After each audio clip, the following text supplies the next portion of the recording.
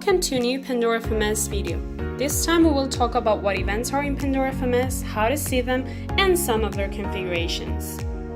We will start by finding out what an event is.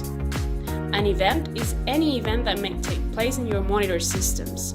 These events are displayed in real time from the console and offer information such as the creation of an agent, the change of state of a module, system reboots, or whether an alert has been triggered or recovered.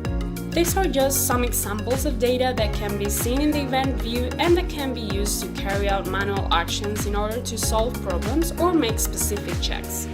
Pandora FMS also includes event correlation, with which you can automate different actions by comparing with logical rules the different events that are generated in a period of time, and that will make management easier. But we will see this in more detail in another video. Event view. Now that we have made clear what an event is, we will analyze what we can see in the console. Within the event view, you can do several things on events, such as changing their status to validated or in process, deleting them, or even executing custom responses such as pinging the host. Next, we will briefly explain each of the sections within event view, as well as see the different configurable fields within events. In this view, as we have previously mentioned, you see all the events that took place in your monitor system, as well as those custom events that can be created by tools such as the alert system, the API, or Pandora FMS CLI, tools we will delve into in coming videos. For now, we will focus on managing these events regardless where they come from. The number of events generated by a monitoring environment can be huge. For that reason, the event view has a powerful filter system that will allow it to display on screen only the specific events that interest the user each time. In this view, there are two clearly differentiated parts for filtering. In the first one, you can narrow down your event search taking into account data such as the group the agents belong to, their status, severity, etc. In addition, you have the possibility to indicate in hours how much time you want to check from that moment backwards. Within the event type drop-down, you can see options such as filtering by created agent, trigger alerts, monitors in critical status, and many other options. The second part is advanced options.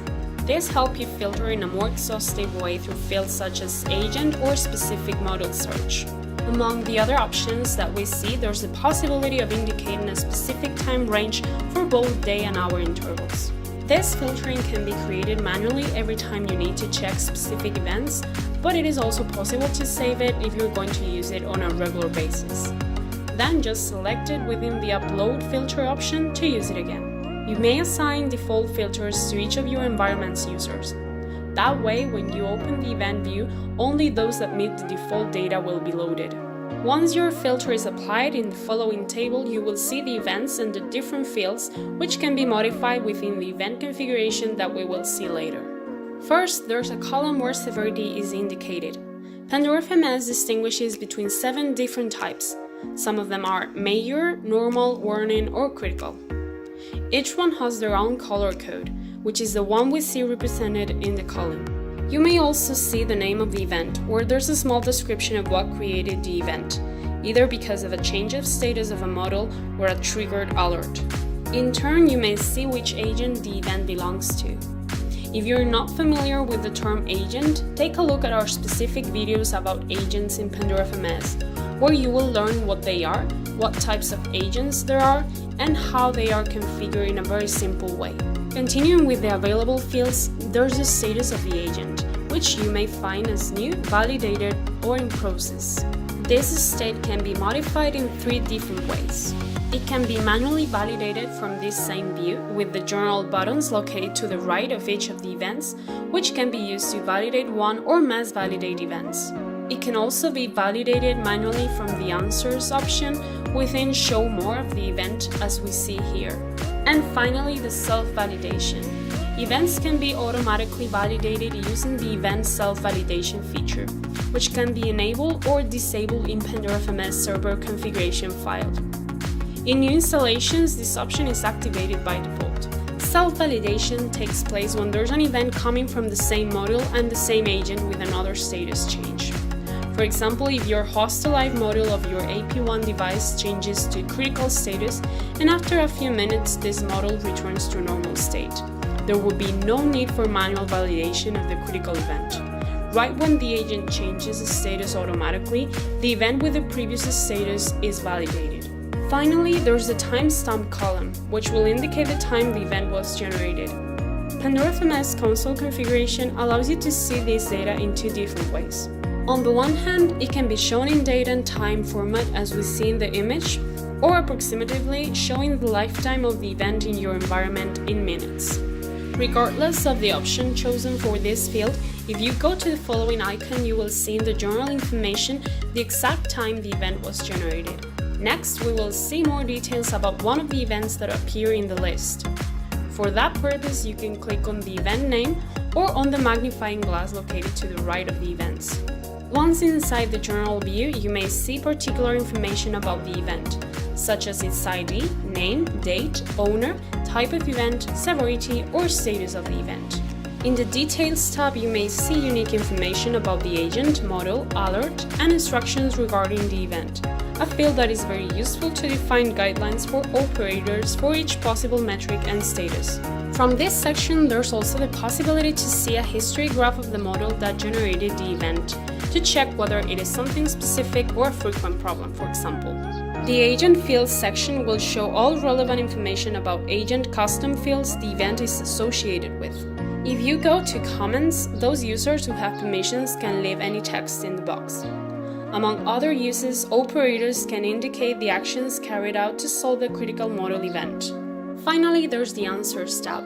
In there, you can change the owner, the status, add a new comment, delete the event, or make a custom response. Although there are already some created by default, such as pinging the host that caused the event, there's also the possibility of creating custom responses, as we will see later. Event configuration. As we previously mentioned, this event view can be configured, as well as the custom responses to execute. To configure the event view, go to the Event Management section in the side menu. In the Filters section, you can create a new one or edit an existing one. Here you will also find those that you saved from the option that gave you the event view. Within the parameters to configure, you will see a list very similar to the filter that existed in the event view itself. You may see, for example, the fields type of event, status, severity, agent, model, or timestamps to indicate a lifetime or date range. In the Custom Fields section, you may add or remove different fields to be displayed in the event view. You may add, among others, the event ID, the name of the agent or the model, the associated comments, the date, or even the data that the model owns for which the event was created. In Event Responses, you can edit or delete an already created response or add a new one. The options that you have when creating a new one vary slightly depending on whether you select command or URL type. As you can see, with custom responses, you may open a URL, make API calls, execute simple system commands such as pinging a computer to check connectivity, or even advanced scripts that can, for example, get connected through SSH and perform actions on your servers to recover the desired state. In this example, we will see how the response to pinging the host is configured. The feature of launching custom commands and scripts in addition to the use of macros gives you a wide range of possibilities when configuring custom event responses. If you need to check the possible macros that you can use, just click on the help icon that you have here. After checking the view and the settings that you can adjust, there's only one feature left to see associated with the events. That is the sound events. This is an additional feature that will let you get alerts on some of the changes that take place in the events in your environment. To that end, an additional screen will open where you will select some fields, the types of events you want the sound alert for, the agents you want to receive information from, and whether you want to filter by any specific group. After configuring these three sections, just click on play for that window to start working. When you receive an event that meets the features configured here, you will see that a text appears in the event box identifying the agent, event, and date. You will also see that a blinking red button will be fired and a sound will be played through the browser. To validate it, click on OK. Otherwise, it will keep on beeping and the red button will keep on blinking. There's a specific sound for each type of alert. They can be configured from the General Settings section, and you may also add custom sounds to your Pandora FMS server so that it plays when you wish. And that was it for today's video. I hope you found it useful and it helps you work with Pandora FMS. If you liked it, do not hesitate, click like and subscribe. You can also follow us on our social networks. Remember that if you're interested in trying Pandora FMS Enterprise, you can contact us to get a free 30-day trial. See you in our next video. Bye!